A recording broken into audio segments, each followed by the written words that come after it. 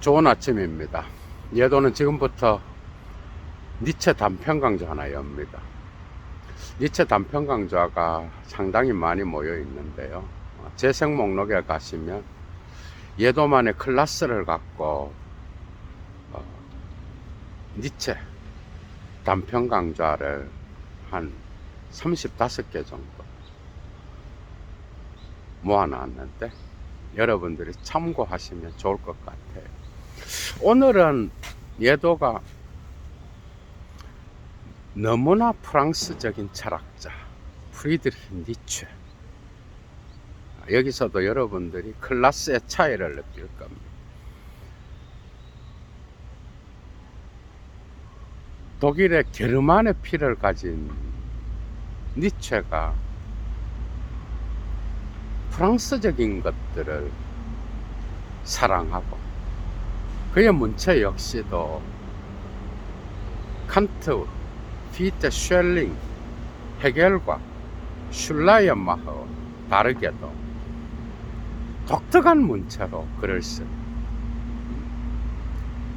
거기에는 니체의 디오니소스적 광기와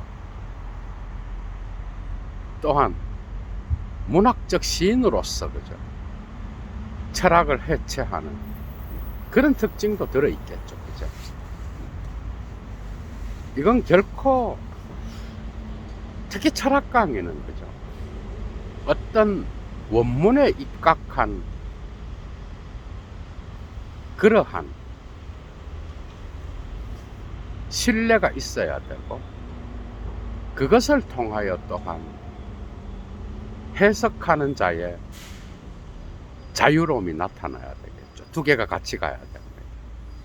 이것이 철학 강의의 깊이와 또한 자기 마음대로 씨부려서는 안 된다라고 하는 그런 게 있겠죠. 그죠? 사실 오늘날의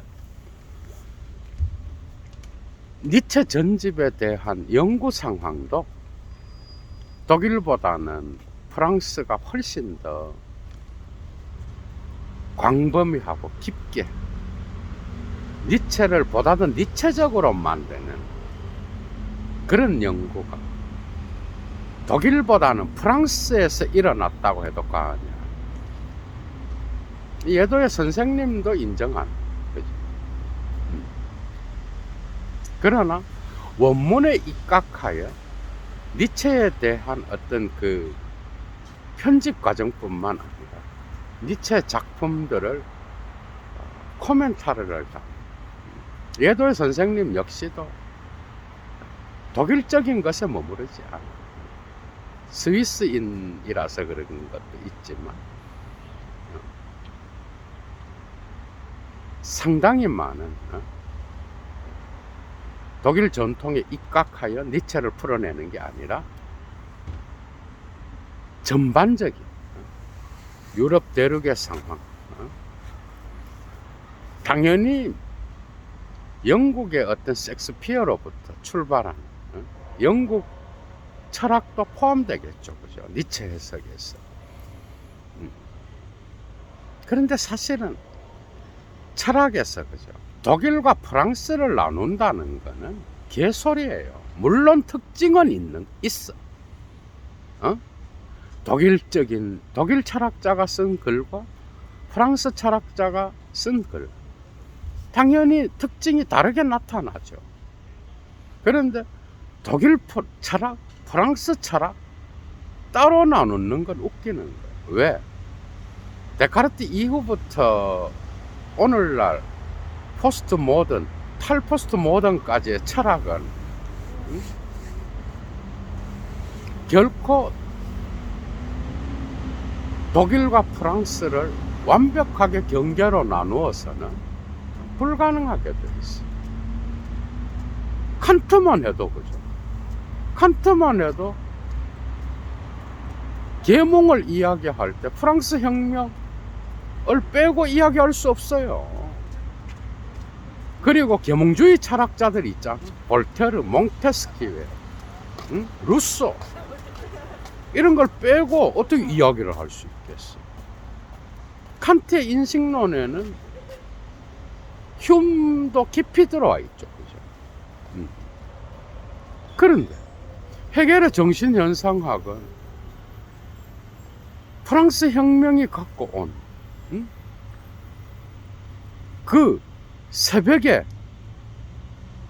충격으로부터 어떻게 떼놓고 이야기할 수 있겠어? 예나 전투에서 경험한 나폴레옹의 세계 영혼을 빼고 헤겔의 절대 정신을 이야기한다. 이미 여기서 증명되는 거야. 그죠? 그러니까 프랑스적인 것과 독일적인 것을 나누어 사유한다. 공부 안 한 자겠죠, 그죠? 서양 철학을 한다는 건 말도 안 되는 이야기예요. 그런 그 도그마겠죠. 도그마에 갇힌 공부를 얼만큼 했다가 중요한 게 아니라 사유훈련 안 하고 어떤 제도에 갇혀서, 그죠? 내가 어떤 자리를 갖고 있다, 내가 교수다, 이런 도그마에 갇힌 자는 쉽게 사고가 경직되겠죠. 그죠?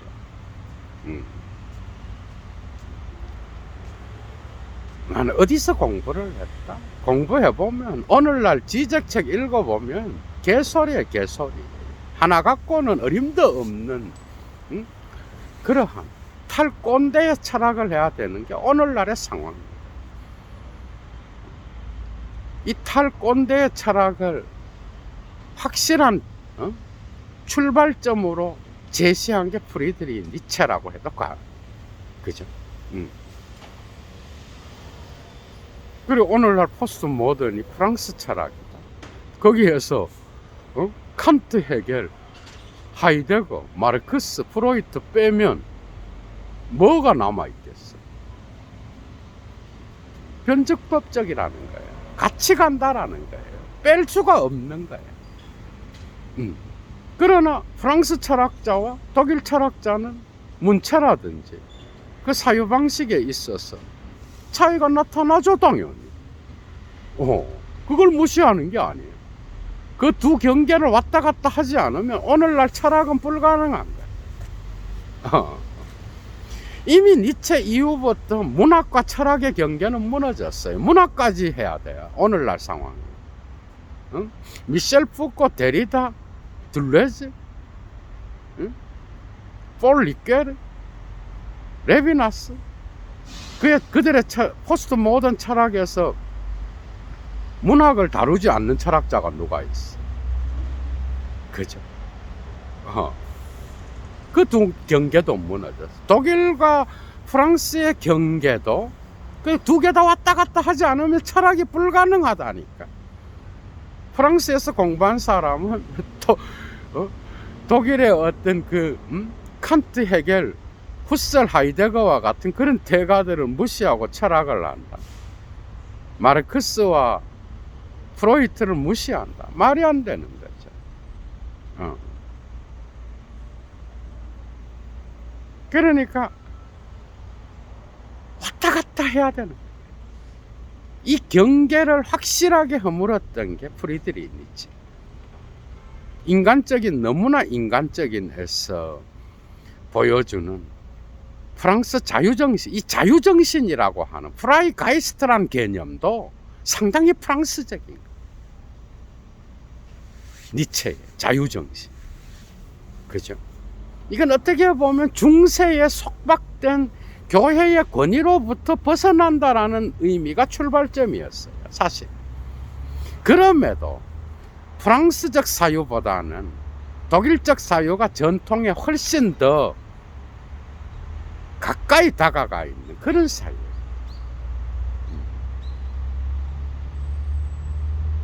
차이를 구태여 이야기하자고. 니체의 문체를 1987년도에 연구했던, 그죠? 철학자가 있는, 그게 바로 데리다. 데리다는 1980년대 말에 에프롱 레스틸 드 니체, 니체의 문체 에프롱이라고 하는 작품을 출간하죠. 이게 왜 박찬지 알아? 자극을 주어서 해체한다. 니체는 확실히 독일적 문체와는 다른 거를 써요. 독일어지만. 그래서 여러분들이 이 니체의 맛을 알려면 1차 자료를 읽어야 돼요. 이것은요, 이 가치는 매길 수 없는 거예요. 여러분들이 니체에 대한 강좌를 듣는 거는 좋아요. 그러나 니체에 직접 쓴 1차 자료 텍스트를 읽으면서 강의하는 거는 게임이 다른 거예요. 그죠? 이미 예도가 선악의 저편과 도덕의 계보, 그 다음에 도덕 외적 의미에서 진실과 거짓, 이건 끝났죠. 그죠? 여러분들이 보라고. 그래서 1차 자료는 다른 거예요. 니체에 대한 거를 백날 읽어도 니체가 직접 쓴 것을 읽는 거는, 그거는 클래스의 차이가요, 하늘과 땅 차이.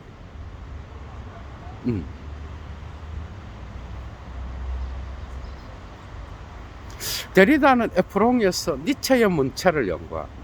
그죠? 거기에서 니체가 1880년대 초반에 즐거운 학문 프렐리히 비센샤프트를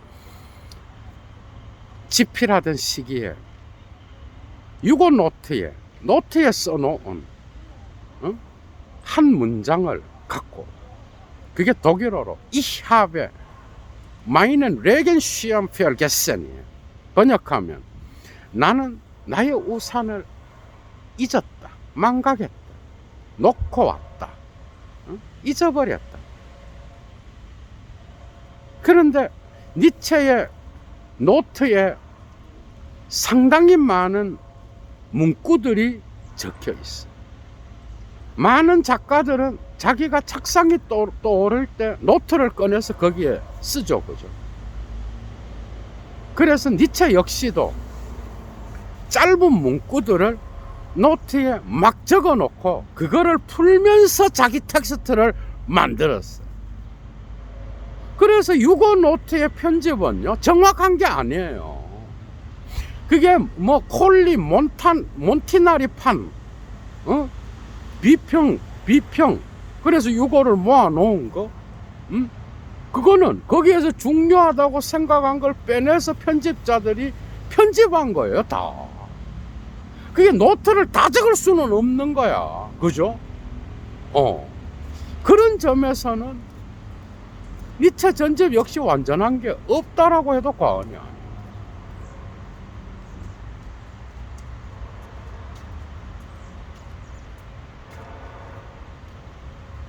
이게 과연 뭘까?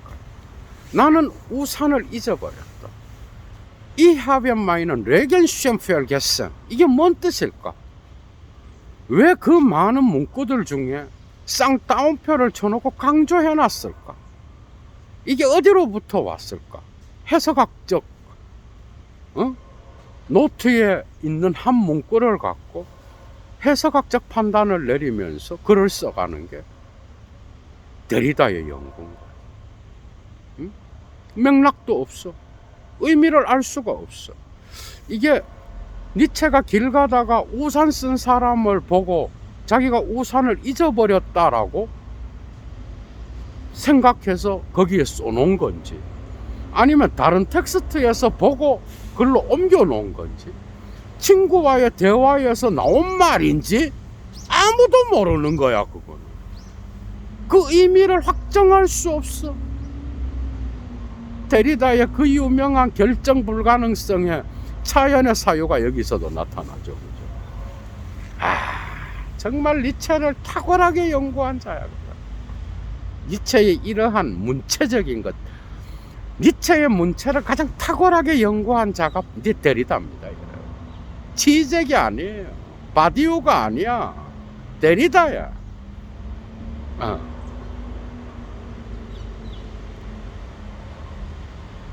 데리다를 예도 TV에 이미 20개 정도 그 이상의 강의가 시리즈 강으로 묶어놔 있는데요.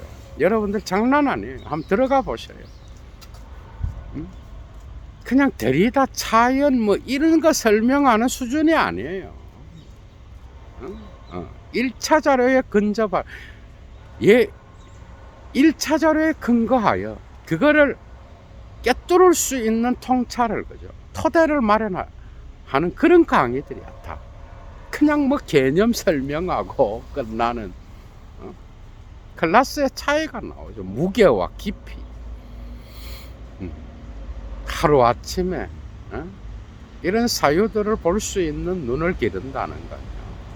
새벽 공기를 마시면서 1차 자료와 씨름해야 되는 거예요. 그죠?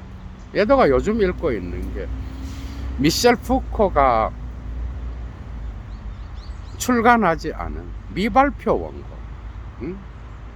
그게 바로 디에 에크리, 말과 글이라고 하는 텍스트로 나와 있는데 1000몇백 페이지들, 거기에 천착하여 요즘 글을 읽고 있어요. 푸코가 발표하지 않는 글은 않았던 그런 내용들, 인터뷰, 그 다음에 바깥의 사유, 그 다음에 또 강의를 하면서 했던 말들, 이런 것들 다 모아놓은. 푸코 강의 재미있는 것도 내일이나 모레쯤 하나 나가겠는데, 어찌되었건 니체의 이 문체는, 그죠, 나는 우산을 잃어버렸다 와 비슷한 게 있다는 거야. 그러니까 이거는 니체의 문체는 확실하고 의미도 크게 어렵지 않아. 나는 우산을 잊고 왔다, 망각했다. 이게 도대체 뭔 뜻인지 초등학생도 알 수 있는 내용이에요. 그러나 확정할 수는 없어. 그죠? 의미가 확정이 안 돼. 나는 우산을 잊어버렸어. 그죠? 정신분석학적으로 해석하면 우산은 남근에 해당되고, 잊었다는 망각인 거야.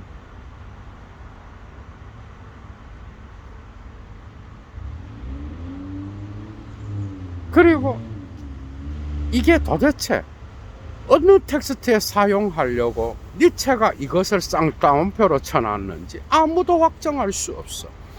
그래서 이거는 노트에 있는 하나의 문구지만은, Ich habe meinen Regenschirm vergessen, 그죠? 문구지만은 초등학생도 보면 알 수 있는 의미로 나타나지만, 그것이 정신분석학적 맥락에 들어가든 철학적 맥락에 대한 문학가의 맥락에 들어가든 생리학자의 맥락에 들어가든 그게 다 각각 다르게 해석될 수 있는, 어느 누구도 니체의 이 나는 우산을 잃어버렸다, 잊어버렸다라고 하는 이 문구를 확실하게 해석할 수 없어. 어느 편집자도. 그죠? 도대체 이게 뭘까? 데리다는 이 문구를 갖고 와서 노트의 이 문구는 의미 확정 불가능하다. 거기서 멈추면 데리다겠어, 그게. 노트, 텍스트로 확정하지 않는 한 작가의 노트가 그 의미가 불확실하다, 이게 아니라고. 니체의 문체 자체가 그렇다는 거야. 지금 이것은 노트에 써 있는 다양한 노트의 내용들, 문구들 가운데 하나를 쌍따옴표로 쳐놨어. 니체한테 중요한 그러한 문구였다. 오케이. 그러나 의미는 확정 불가능해. 노트였기 때문이 아니라 니체의 작품 자체. 그러니까 비극의 탄생, 인간적인, 너무나 인간적인 아침노을, 즐거운 학문, 자라투스트라, 선악의 저편, 도덕의 계보학, 모든 작품에 텍스트로 만들어진 것 역시도 의미가 확정 불가능하다는 이야기를 하는 거야. 데리다는 지금 니체의 문체는 그런 거라는 거야. 확실하게 의미를 붙잡으려고 하면은 뭐예요? 의미는 미끄러졌다라는 거예요. 차연의 텍스트는 데리다가 아니에요. 첫 출발은 니체야, 여러분. 이게 번역된 걸 읽을 때는 이게 좀 덜 돌아. 이게 독일어로 읽으면서 미끄러져 들어가는 이 독특한 독일어의 구사가 탁월하게 나타나는 게 니체의 그건가요? 그러니까 여러분들이 예도의 1차자로 독일어 텍스트를 직접 읽으면서 했던 그 강의들을, 그죠? 그 맛을 아는 분은 그런 강의를 좋아합니다. 클래스의 차이도 다르고.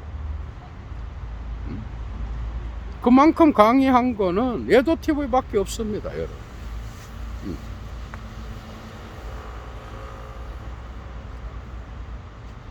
전체 텍스트가 이 우산을 잊어버렸다의 노트에 쓰여진 문구와 같이 확정 불가능한 텍스트야, 니체. 니체의 문체는 그렇게 쓰여진 거야.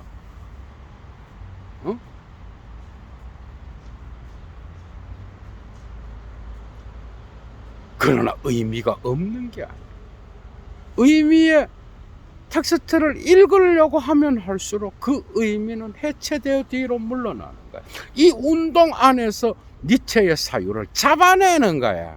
그 잡아내는 그 확정도 언제나 미끄러진다는 거야. 그게 바로 니체 철학의 매력이에요. 이 운동성을 무시한 자는요, 그게 쉽게 말하면 꼰대적 사고를 갖고 있다든지, 지가 뭐 권위자라고 생각하면서 텍스트 독일어를 내가 잘한다? 다 개박살나. 어림도 없어요. 철학과 모든 것들을 섭렵했다? 아이고, 누가 섭렵을래? 누가? 학위 쪼가리 하나 갖고 그걸 섭렵을 해요? 말도 안 되는 소리. 일평생 니체와 씨름했던 데리다를 한번 봐봐, 여러분. 그 대학 교수였어요, 여러분. 저도 안 하는 거죠.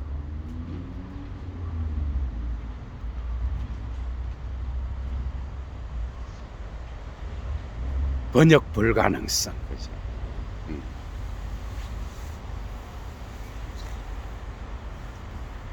니체 자신의 문체에 대한 해석으로 넘어갑니다. 여기서도 클래스의 차이가 나타나요. 니체는 선악의 저편, 예도는 1차 자료 강의 이미 끝내놨어요. 한번 들어보셔요. 거기서도 예도만의 독특한 코멘터리, 그죠? 여러분들 한번 들어보셔요. 거기 가서 선악의 저편 찾으셔서 28절에서 니체는 독일어의 문체와 프랑스어의 문체를 이야기해요.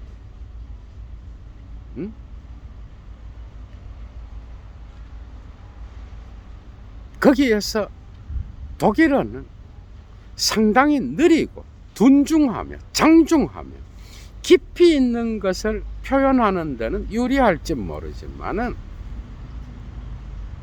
문체의 속도가 느린 언어를 가진 게 바로 독일어. 탁월합니다, 여러분. 이런 게 이제 대가의 모습이 나타나는 거야, 여러분. 근데 프랑스의 문체는 상당히 빠르고 운율감이 있고 속도가 느껴집니다. 자유정신에 어떻게 보면 그 비판적 사고에 적합한 문체가 바로 프랑스어의 문체.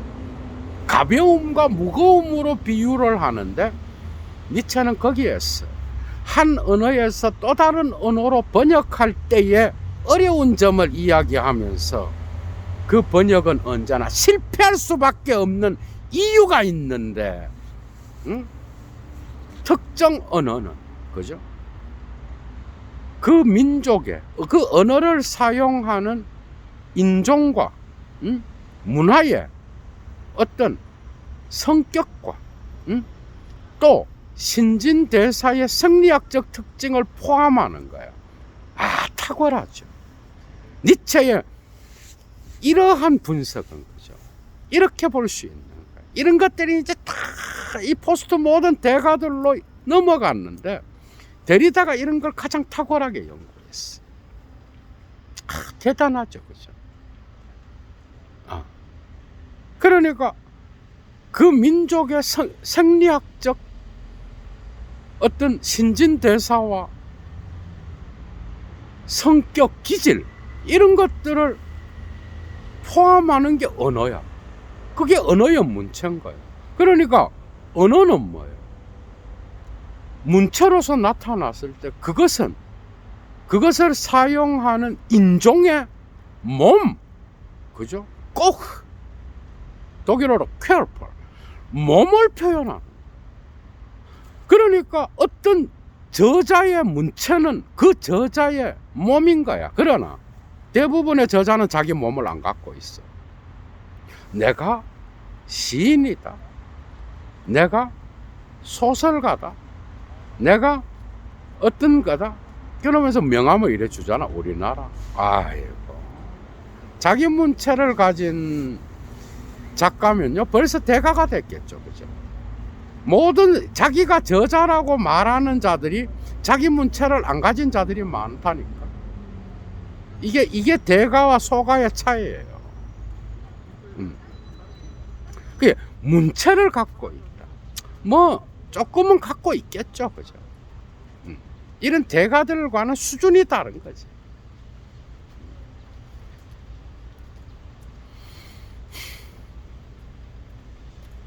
그러니까 그 저자의 문체는 저자의 몸일 뿐만 아니라 그 저자가 속해 있는 인종학적 몸에 속하는 문자를 몸에 비유한 철학자예요.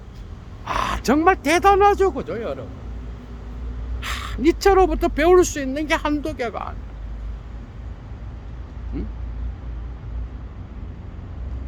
그래서 번역은 실패할 수밖에 없어.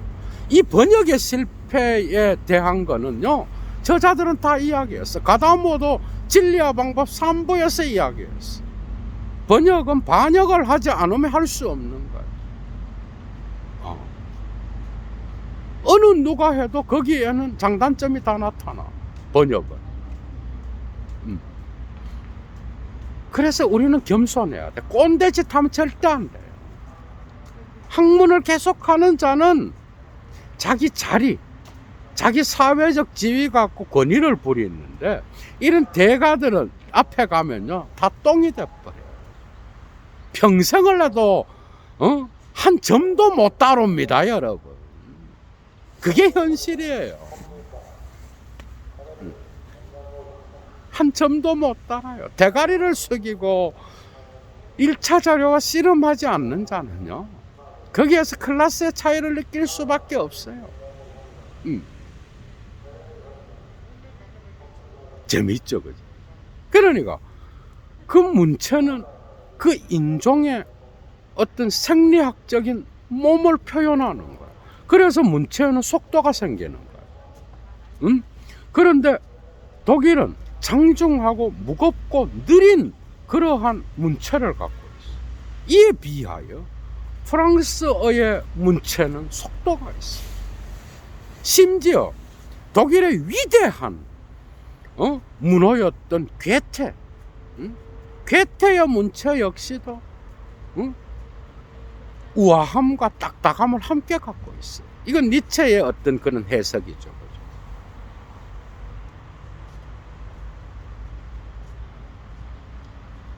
그런데 이러한 둔중한 칸트의 글 한번 읽어봐봐요. 헤겔은 좀 달라요. 헤겔은 또 상당히 열정적이고 운동성이 있고 탁월함. 이 칸트와는 또 달라. 슐라이어 막 쉘링 피테 한번 읽어봐.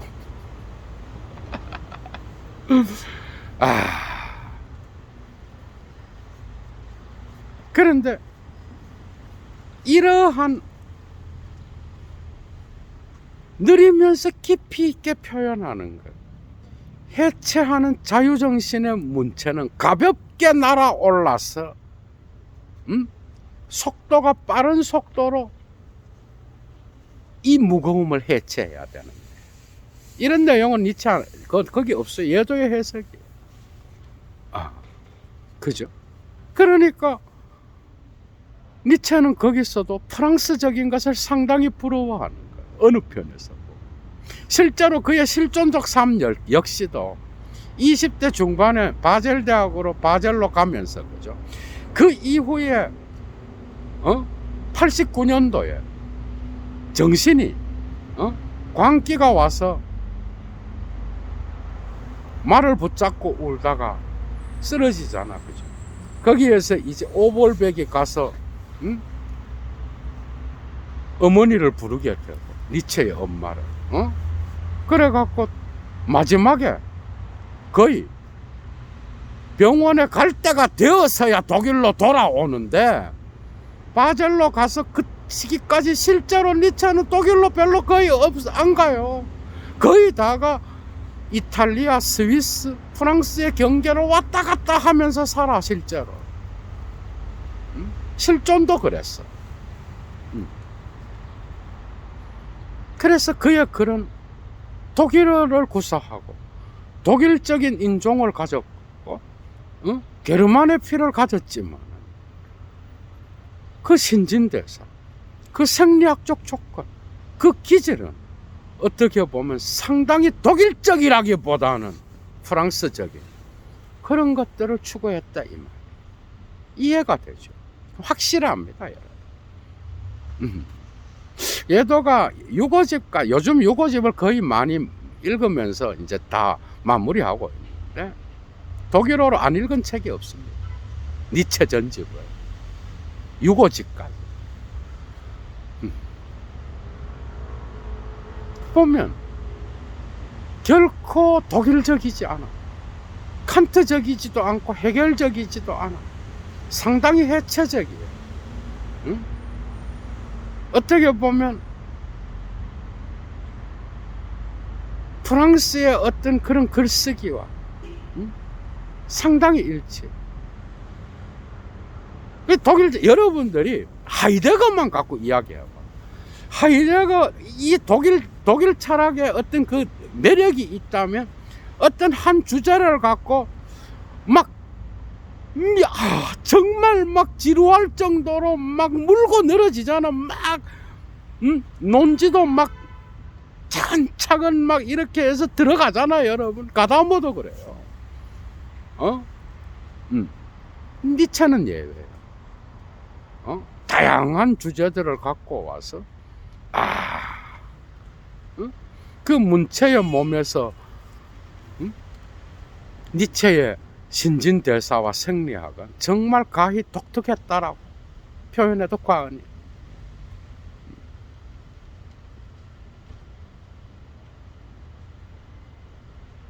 그래서 독일 안에서 프랑스적인 철학자가 나왔다 해도 과언이야. 그래서 포스트 모던의 아버지예요. 그게 괜히 사상만 그런 게 아니라 그 문체조차도 그래요. 상당히 해체적이라니까, 여러분. 어느 누구도 그 의미를 확정해서 잡을 수 없고요. 니체의 문체는 어느 누구도 그것을 종합해서 이거다 라고 내놓을 수가 없어요. 공부 안 한 새끼예요, 그거는. 종합할 수가 없어. 도식화할 수가 없어요.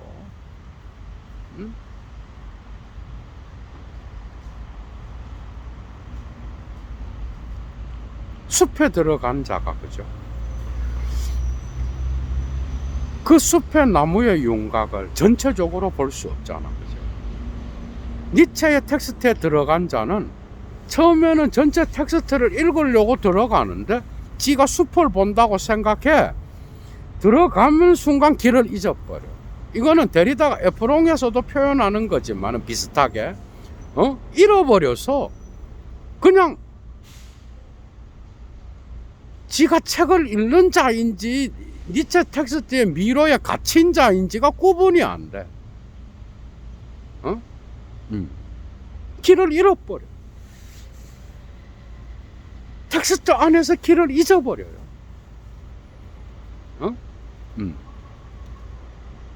그래서 가벼운 문체로 장중한 남성 개념 철학자들을 해체하는 니체를 연상한 데리다의 해석은 탁월하다고 볼 수 있어.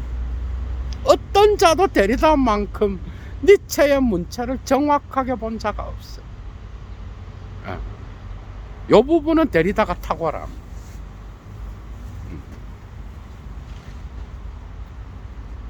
그래서 니체는 실제로 상당히 많은 부분에서 프랑스 포스트 모던 철학자들, 그죠?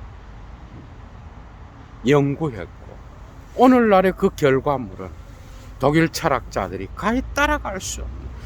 대학에서는 지금도 헤겔 칸트야. 헤겔 칸트가 줄을 잃어요. 지금도 독일에서. 지금 21세기에 니체 해석이 여러분 봐봐. 바따이 블랑쇼, 미셸 푸코, 둘레즈 하나가 니체를 연구한 것만 갖고도요 엄청납니다, 여러분. 데리다, 리케르도 사실은 초기에 의지적인 것 이야기할 때 니체의 영향이 커요. 니체의 영향을 받지 않는 자가 없어요, 오늘.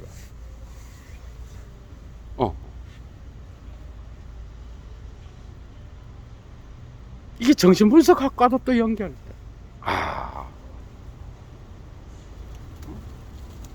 락강, 줄리아스 크리스텔. 또 문학에는 얼마나 많은 영향을 미쳤어. 알베르 까미에게도 엄청난 영향을 미쳤어.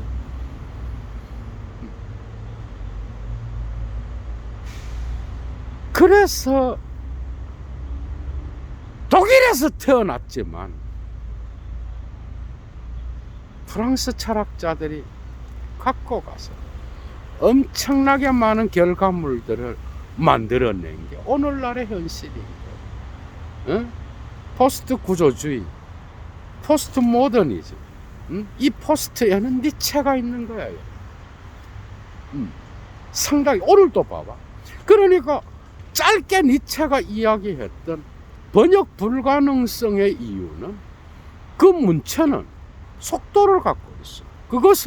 그것을 사용하는 민족의 성격과 기질과 생리학적 신진대사를 포함하기 때문에 이게 다른 문화권에서 속한 자가 그걸 번역할 때는 실패할 수밖에 없다라는, 그 문체의 속도까지도 번역해낼 수 있는 자는 없다라는 거예요, 여러분.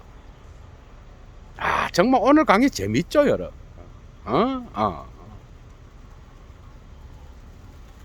그래서 불가능하다.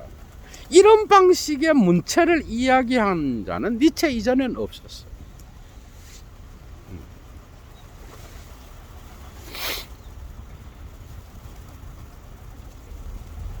그래서 독일의 예도는 확신한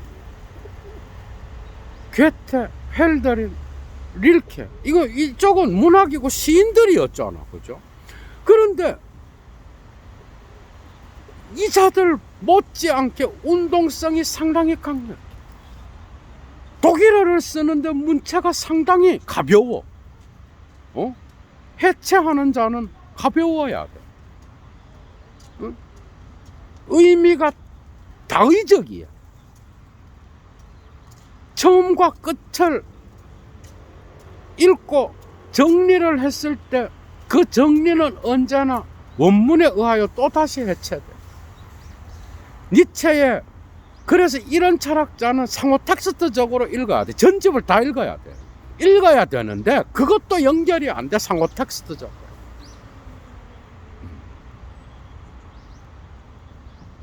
이것은 일관성이 없고 통일성이 없다라는 게 아니에요. 이 통일성은 하나의 환상이에요. 그죠?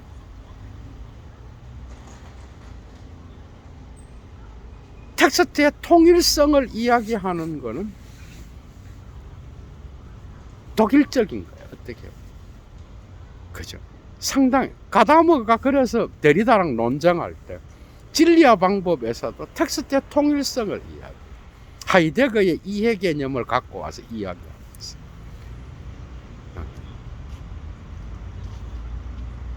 근데 오히려 텍스트 안에 나타나는 모순점, 맹점을 파고 들어가서 그것의 은유적 다의성을 읽어내는 게 오히려 텍스트 해석에서는 매우 중요하다. 그죠?